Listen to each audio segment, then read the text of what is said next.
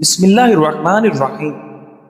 کالا لباس پہننا آپ کو زیادہ باروق، طاقتور اور پر اسرار بنا سکتا ہے۔ سرخ رنگ لوگوں کے اعصابی نظام کو معاف کرتا ہے۔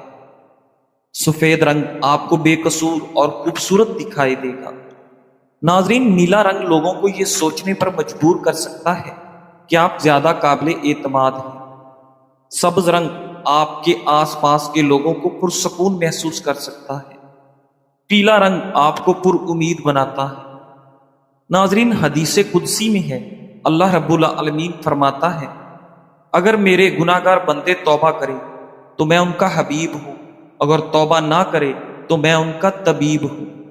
میں بندوں کو مصیبت میں مبتلا کرتا ہوں تاکہ ان کے گناہ کا بوجھ ہلکا کروں، پھر ان کے دکھوں کی شفا دیتا ہوں۔ آپ اگر اپنی تنہائی کو بوجھ نہیں سمجھتے تو آپ ذہنی طور پر پختہ ہیں۔ ناظرین، اگر آپ بار بار ایک ہی شخص کو خواب میں دیکھتے ہیں تو ہو سکتا ہے وہ شخص آپ سے سچی محبت کرتا ہو۔ ناظرین گرامی، جو لوگ آپ کو سب سے زیادہ چھیڑتے ہیں وہی اکثر آپ کی زیادہ پرواہ کرتے ہیں، بس وہ اظہار کا طریقہ نہیں جانتے۔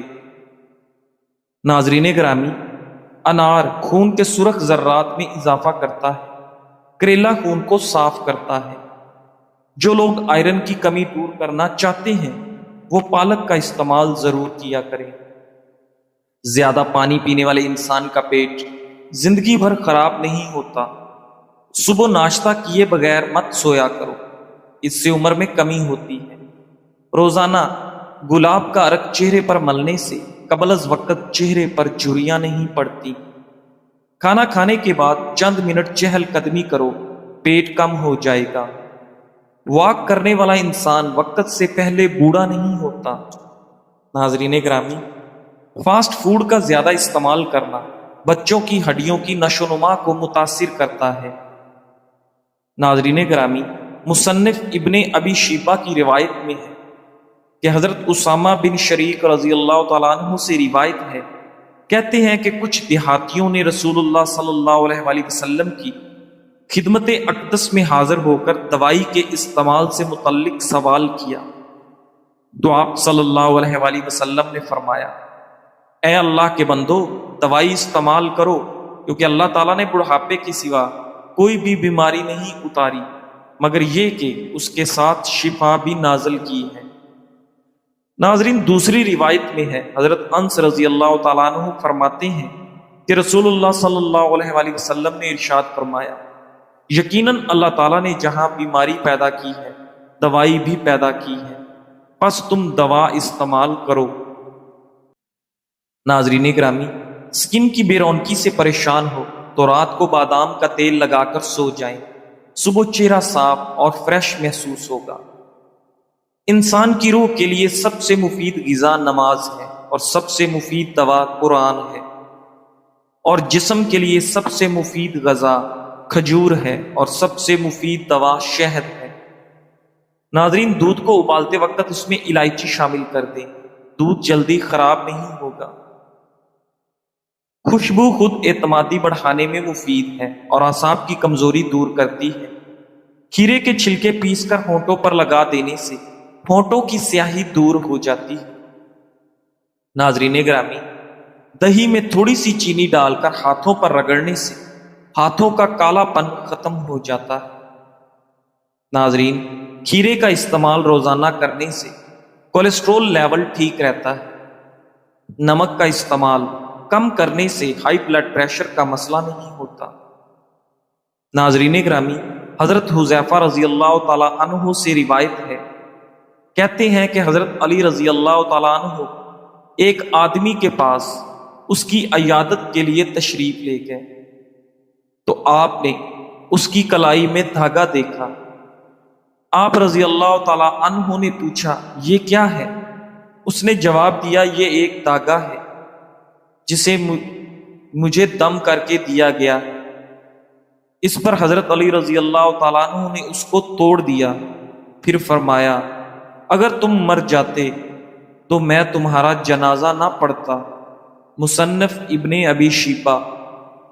حضرت ابو مجلد رضی اللہ تعالیٰ عنہ سے روایت ہے کہتے ہیں کہ جس کسی نے کوئی شے دھاگا وغیرہ لٹکایا تو اس کو اسی شے کے سپرد کر دیا جائے گا۔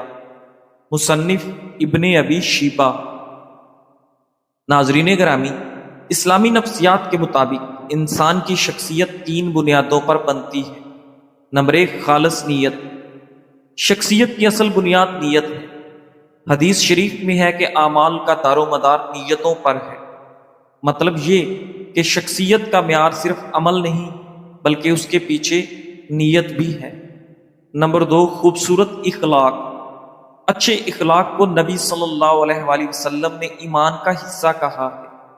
خوش اخلاق انسان دل جیت لیتا ہے اور بد اخلاق علم و دولت کے باوجود ناکام رہتا ہے۔ نمبر 3، اچھا عمل۔ جو کچھ دل میں ہے وہ ظاہری اعمال میں نظر آنا چاہیے۔ صرف اچھے خیالات رکھنا کافی نہیں بلکہ اچھے اعمال ضروری ہیں۔ جو شخص حالت احرام میں انتقال کر جائے تو اسے جب کفن دیا جائے گا تو اس کا سر اور چہرہ ظاہر کیا جائے گا، یعنی کپڑے سے ڈھکا ہوا نہیں ہوگا۔ اس کے علاوہ اسے 2 کپڑوں میں کفن دیا جائے گا اور اسے خوشبو بھی نہیں لگائی جائے گی۔ اس کے بارے میں نبی کریم صلی اللہ علیہ وآلہ وسلم کی خاص ہدایت موجود ہے۔ صحیح بخاری اور صحیح مسلم میں حضرت عبداللہ بن عباس رضی اللہ تعالیٰ عنہ سے روایت ہے، ایک شخص حالت احرام میں عرفات میں اپنی سواری سے گر کر فوت ہو گیا۔ رسول اللہ صلی اللہ علیہ وآلہ وسلم نے فرمایا، اسے اس کے دونوں احرام ازار اور ردا میں کفن دو، نہ خوشبو لگاؤ نہ اس کا سر ڈھانپو، کیونکہ وہ قیامت کے دن تلبیح کہتے ہوئے اٹھایا جائے گا۔ صحیح بخاری، صحیح مسلم۔ ناظرین گرامی، موٹاپا دل کی شریانوں کی بیماری، فالج اور ہائی بلڈ پریشر کے خطرے کو نمایاں طور پر بڑھاتا ہے۔ جسم میں چربی کا زیادہ ذخیرہ کولیسٹرول سطح کے ساتھ ساتھ ہائی بلڈ پریشر کو بڑھا سکتا ہے، جو کہ دل کی بیماری اور فالج کے خطرے کے بڑے عوامل ہیں۔ موٹاپا سانس کی صحت کو بھی متاثر کر سکتا ہے، جس سے نیند کی کمی اور دمہ جیسے حالات کا خطرہ بڑھ جاتا ہے۔ زیادہ وزن ایئر ویز پر دباؤ ڈال سکتا ہے، جس سے نیند کے دوران سانس لینا مشکل ہو جاتا ہے اور دمہ کی علامات بڑھ جاتی ہیں۔ ناظرین، موٹاپے سے نجات پانے کے لیے ورزش کو اپنا معمول بنائیں، چکنائی والی اور بازاری چیزیں کھانے سے اجتناب کریں۔ ناظرین گرامی، امام سراج الدین البلقینی رحمت اللہ علیہ نے فرمایا، نصیب تو من العلم بسبب القضا والاسفار الغارداتی بس بابی ما لو حفظ شخص اللہ سارا عالم کبیرہ۔ قاضی بننے اور کثیر سفر کی وجہ سے میں اتنا علم بھول گیا کہ اگر کوئی شخص میرا بھولا ہوا علم حفظ کر لے تو بڑا عالم بن جائے۔ اس فرمان سے چند باتیں معلوم ہوتی ہیں۔ اول، ذمہ داری عقل پر اثر ڈالتی ہے۔ دوم، بھولا ہوا علم اصل میں آپ کی عقل کا حصہ بن جاتا ہے کہ اگرچہ وہ بھول گیا ہے مگر آپ کی عقل میں پختگی پیدا کر گیا ہے۔ سوم، ہر وقت ہر شے یاد رہنا ضروری نہیں ہے۔ چہارم، لوگوں کے مابین جھگڑے نمٹانے والی ذمہ داری نہ لیں کہ اس سے ذہن تقسیم ہوتا ہے بلکہ کمزور ہوتا ہے۔ ناظرین، یاد رکھیں، جھوٹ سے کئی گنا زیادہ آدھا سچ خطرناک ہوتا ہے۔ مثلا بیوی شوہر کو کہے، نامعلوم نمبر سے کال آئی تھی، میں نے کاٹ دی، یہ آدھا سچ ہے، جبکہ دوسری بار کال آئی تو بات آگے بڑھی تھی۔ ایک دوست دوسرے کو کہے، میں نے آپ کے پیسے دینے تھے مگر خاندان میں فوتگی ہو گئی، خاندان میں کوئی فوت ہو گیا، یہ آدھا سچ ہے، مگر اس کے پیسے وہاں لگے نہیں، یہ پورا سچ ہے۔ لہذا ایسے لوگوں سے بچے جو آدھا سچ بولتے ہیں۔ ناظرین گرامی، دلیا عام طور پر صحت مند غذا سمجھا جاتا ہے، لیکن یہ ہمیشہ شوگر کے مریضوں کے لیے محفوظ نہیں ہوتا۔ جب یہ زیادہ مقدار یا غلط طریقے سے کھایا جائے تو خون میں شوگر کی سطح کو تیزی سے بڑھا سکتا ہے۔ دلیا کی پروسیسنگ کے دوران فائبر نکال دیا جاتا ہے، جس کے بعد صرف ریفائنڈ کاربوہائیڈریٹس بچتے ہیں، جو شوگر کے مریضوں کے لیے خطرناک حد تک خون میں شوگر بڑھانے والی فیکٹری کا کام کرتے ہیں۔ یہی وجہ ہے کہ بعض اوقات شوگر کے مریضوں کو یہ احساس نہیں ہوتا کہ دلیا جیسی بظاہر صحت مند چیز بھی ان کے لیے خطرناک ثابت ہو سکتی ہے۔ اصل مسئلہ یہ ہے کہ شوگر صرف ایک بیماری نہیں بلکہ یہ ایک طرز زندگی کی خرابی ہے۔ آپ جو کھاتے ہیں، جتنی نیند لیتے ہیں، جتنا چلتے ہیں اور جتنا ذہنی دباؤ برداشت کرتے ہیں، یہ سب شوگر کو بڑھانے یا کم کرنے میں اہم کردار ادا کرتے ہیں۔ ناظرین، اگر آپ شوگر کے مریض ہیں اور بغیر دوائی یا انسولین کے صرف متوازن غذا، باقاعدہ ورزش اور صحت مند طرز زندگی کے ذریعے شوگر کو قابو میں رکھنا چاہتے ہیں تو یہ بالکل ممکن ہے۔ بس مستقل مزاجی، صبر اور درست رہنمائی کی آپ کو ضرورت ہے، اور خاص طور پر اپنی غذا و خوراک پر خاص توجہ کی ضرورت ہے۔ ناظرین گرامی، کیا آپ جانتے ہیں کہ باسی روٹی شوگر کے مریضوں کے لیے کیسے دوا بن جاتی ہے؟ نہ صرف دوا بلکہ وزن کم کرنے میں بھی مفید ہے۔ تو آئیے باسی روٹی اور باسی بریانی کی حیرت انگیز افادیت پر بات کرتے ہیں۔ ناظرین، ہم عام طور پر باسی کھانے کو کمتر سمجھتے ہیں اور تازہ روٹی یا بریانی کو زیادہ ترجیح دیتے ہیں، لیکن سائنس یہ بتاتی ہے کہ باسی روٹی اور باسی بریانی میں کچھ ایسے فوائد پوشیدہ ہیں جو خاص طور پر شوگر کے مریضوں کے لیے فائدہ مند ہو سکتے ہیں۔ تازہ روٹی اور باسی روٹی میں فرق: جب روٹی تازہ پکتی ہے تو اس میں موجود نشاستہ آسانی سے ہضم ہو جاتا ہے اور فوراً گلوکوز میں تبدیل ہو کر خون میں شامل ہو جاتا ہے۔ یہی وجہ ہے کہ تازہ روٹی کھانے کے بعد خون میں شوگر لیول تیزی سے بڑھتا ہے، لیکن جیسے ہی روٹی ٹھنڈی ہو کر باسی ہو جاتی ہے تو اس میں موجود نشاستہ کی ساخت بدل جاتی ہے جو آنتوں میں فوراً ہضم نہیں ہوتا، جس کی وجہ سے شوگر فوراً خون میں جذب نہیں ہوتی اور فطری طریقے سے شوگر لیول کم ہو جاتا ہے۔ ناظرین، باسی روٹی میں موجود نشاستہ پری بایوٹک کا کام کرتا ہے، یعنی آنتوں کے اچھے بیکٹیریا کو خوراک فراہم کرتا ہے۔ یہی صورتحال باسی بریانی کے ساتھ ہے۔ باسی بریانی کھانے کے بعد شوگر آہستہ آہستہ جذب ہوتی ہے، پیٹ زیادہ دیر تک بھرا ہوا محسوس ہوتا ہے، وزن کنٹرول کرنے میں مدد ملتی ہے۔ ناظرین، تازہ چپاتی 100 گرام میں تقریباً 200 گرام کیلوریز ہوتی ہیں۔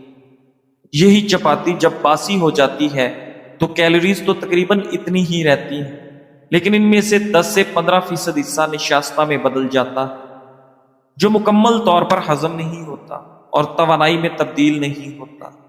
یعنی باسی روٹی سے جسم کو تھوڑی کم کیلوریز ملتی ہیں اور شوگر کا بوجھ بھی کم ہوتا ہے۔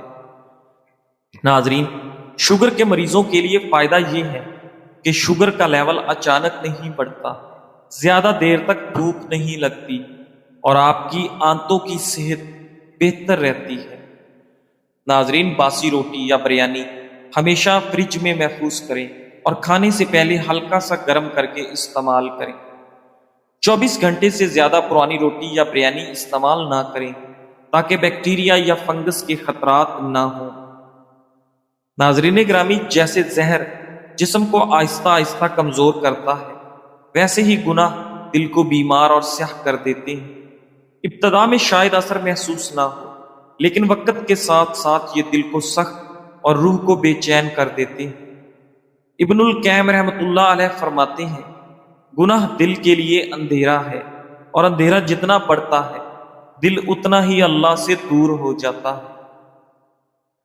گناہوں کے چند نقصانات: دل کی سختی جیسے مٹی کا پتھر بن جانا، عبادت میں بوجھ محسوس ہونا، دعا میں رکاوٹ آ جانا، خیر اور برکت کا ختم ہو جانا۔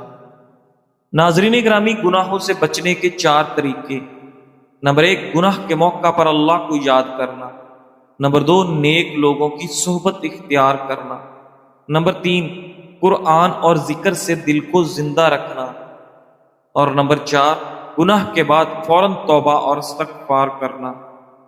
ناظرین گرامی، ذہنی اور جسمانی سکون کے لیے یہ چند کام ضرور کریں۔